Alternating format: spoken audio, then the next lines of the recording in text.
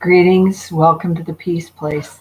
I'm Judy, the penman of crayons, the founder of the Peace Movement, and I invite you into a place of peace that passes all understanding. I invite you to join me today in petitioning God to take us from the place of our understanding, our ways, and those ways that oftentimes end up being very divisive, and bring us into His abiding place, His presence, and teaching us of the enormity of His love. So today I bring this thought provoking word. It's called intently listening because if you would ask yourself or ask anyone else, are you listening? And they'll say, of course. But what we miss oftentimes is what we're listening to is the patterns in our mind, many other influences that take up space in our mind from both our past and many other sources, instead of listening for the intent of what is out before us. And then mostly listening for the voice, the ways, the heart of a holy God who is ever present and lives within us as we learn to understand God's rules and God's ways and how God is faithful. I don't know about you, but there's not much else in this world today that's faithful. What we get is a lot of agendas that certainly aren't love, certainly aren't peace, certainly aren't the power of God. So we can learn to sort out all of that. We can learn to intently listen for the voice and the heart of God. We can learn to know that we have found that place because this holy God teaches us how to discern that. He teaches us throughout His Word how to learn to abide in Him, to allow Him to order our steps, to allow God to transform our minds into the love that He intends for us, into how to allow Him to refine us and restore us and bring us into a place that we truly can be a representative of God's love on this earth. So I share with you today, intently listening, and I ask you to turn your heart towards God. Listen for the truth of His word through this, and be drawn by the power of His love. Intently listening. As we learn of and walk in wisdom, all fear subsides. We are under God's protective shield as we learn to abide. Abide near God's loving and all-powerful heart. We can rest, heal, and be restored as we hear our part. Though we may have learned we were not included, we can now understand we cannot be excluded. For God, yes, Creator, great I am, and lover of our soul, spoke our name at the beginning and wants us to know. No love's plan includes every hair on our heads. Nothing missed, nothing hidden. God knows all our dreads. Dread and fear man spews as we attempt to survive. God, draw our hearts, teach truth, show us how to be fully alive. We often settle for filtered, watered down distortions. You mighty God said, abundant love is our portion. We choose to believe your report for our direction as we walk in you and you reveal your perfection. We ask you to forgive us for ways we walked away, some ignorant, some rebellious, searching for the way we can know that we know you are near We believe your word still speaks. Help us hear your will. As you speak and direct our next steps, Holy God, only your wisdom makes us adept at recognizing lies and deceptive, divisive ploys. God, awaken us and strengthen us. Help sort through the noise, the static, and agendas of man's divisive ways. Help us focus and learn of love for our days. For only the purity of your generous, loving heart can correct, draw, reveal, and teach each our part. Now we listen.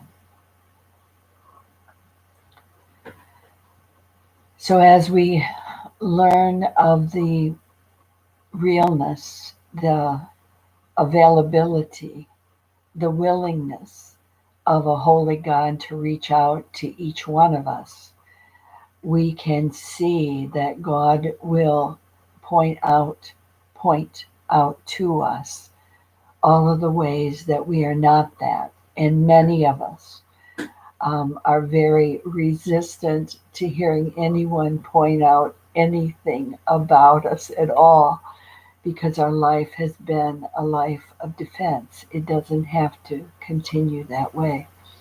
As we know the love of God, we know the intent of God's heart, we can know and allow Him to heal whatever needs to be healed in us, to save us from the anguish of our minds and the things we face in the world today. And He can teach us that He definitely is our protector. We can learn to hear from God, but we have to learn to intently listen for something other than our familiar thought processes, our familiar reactions to events in the world, and our familiar way of the ignorance of the knowledge that there is a holy God who wants to lead and guide our steps. So we have learned to be much other than that, but we can learn to hear from and know that we know. So many people have asked, how do I know the difference between my mind and the heart and the voice of God? Well, it comes through study, and it's not something that is natural to us, because what's natural to us is repeating the patterns that we have known from early in our lives and been handed from different generations, that we hear people often say, well, I'm just the way I am. Well, that's true, but you do not have to stay the way you are. The ways that we are creates our tomorrow. And if we choose to leave many of those patterns behind, we can learn to know the character of God, knows the way of God, and know the desire of God, and learn how to walk in our authority and pray so we see the hand of God leading and guiding us.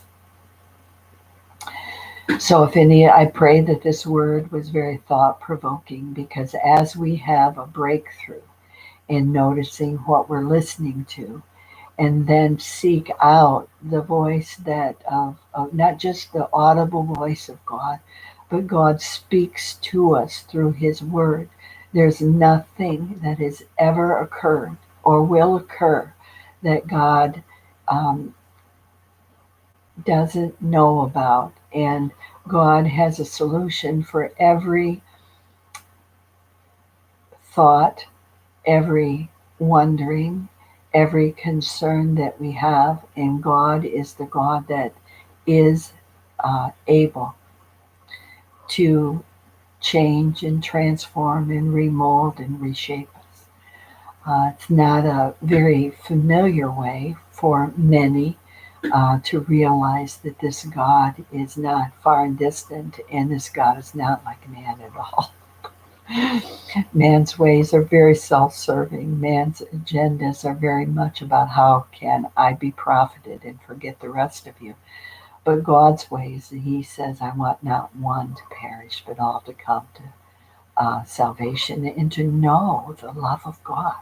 It's not about praying a prayer and then walking away. It's not about being beaten up by people that are not walking in the tender love of God and the power of God themselves, but rather oftentimes walking in the ignorance of the wounds that control our lives and our behavior.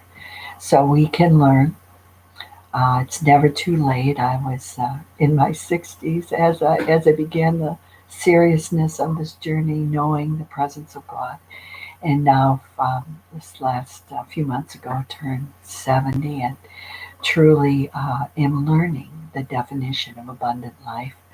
Um, God has so much for us. He has so much that He would like to do through each one of us, and His agendas are good.